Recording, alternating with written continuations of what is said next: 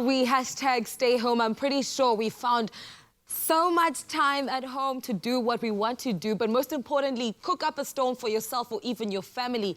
But as we may know that some people may have some stuff in bulk, so it's very important to know which foods are freezer friendly and how to actually properly freeze them, etc. And to guide us through all of that is, of course, Chef Clem. First of all, we're going to start off with what we have here. Okay.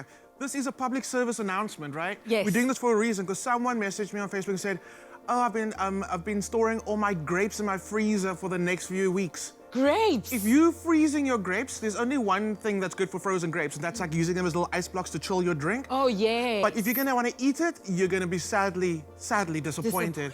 And there's a reason for that, so I'll get to that in a minute. But let's just go to the 5 freezing kitchen rules that you must remember. 5 freezing kitchen rules. I hope you have your notes out, everybody. Right. Number 1, don't freeze anything in glass. Okay. All right? Understandably, when you freeze things, the moisture expands and then it cracks the glass. Yes. I don't even freeze in glass for those containers that say freezer friendly. I just don't take the risk. So rather use things like these freezer bags or Tupperware. It's the safest thing. Also, you can fit more in your freezer if you fit it in the bag, because it kind of like moves around a little more. It also creates a little bit of space. That's true. There we go.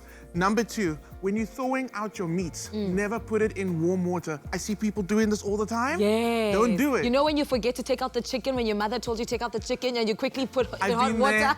I've been there, but I didn't do that. I took the punishment instead of, like, you know, it's dangerous though. It is. Because if you put the chicken in the warm water, it might seem like it's actually thawed out, but inside that bone might still be frozen and the meat around it as well. And the last thing you want to do is serve chicken medium rare. Oh, it's not fancy. It's not fancy. That's not how it's done, everybody. There's no such thing as medium rare chicken. So in order for you to properly cook chicken, it needs to unfreeze. Take it out completely. well in advance and let it sit out on the counter, covered properly, let it just thaw out properly. All right. Okay, next one. The topic of like leaving food out. Never leave a pot of food out on the stove to like just cool out overnight, okay? Bacteria loves that. They're gonna have their own lockdown party in your pot. Okay. So as soon as it comes down to temperature, pop it into one of these freezer bags again and straight into the freezer. All right. Okay. And then, let's see, did I remember all these things? The next one, very important, don't overcrowd your freezer. Oh, why is that? Freezer kind of works with air kind of moving through. Okay. So if you can imagine, you're kind of blocking that air. You're not going to get a nice even flow. You're not going to get an even freeze. You might even get a situation where you get your ice cream, for instance, it gets to like a crystallization at the top. Yes. When it separates at the bottom. Yes. Just because you've overcrowded your freezer. Oh. All right. I've got so much to say, so we're going to rush to this. Last one. Yes. You know you don't double dip? Yes. Yeah, you don't double thaw as well. If you thaw it once, use it. Use it.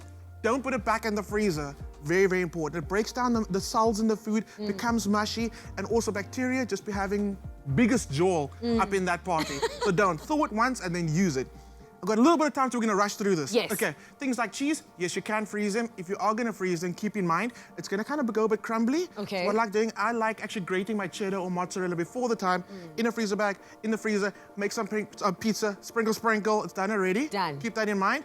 Things like onion, best hack ever. Really? Chop your onion, pop it in a bag, and then put it in the freezer. Next time you come, you're busy making a meal, straight out the bag, into the pan, done. Voila. Right. Tomatoes, don't do it. Just like the grapes, water content, don't do it. No lettuce, no tomato.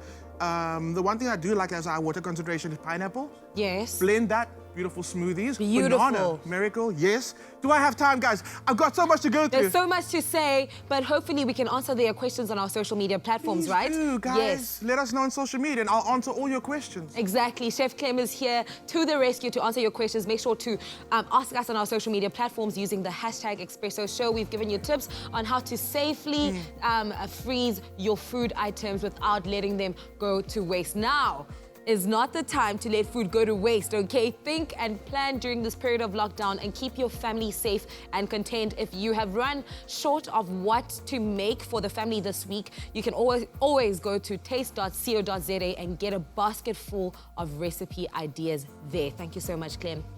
Absolutely vital information.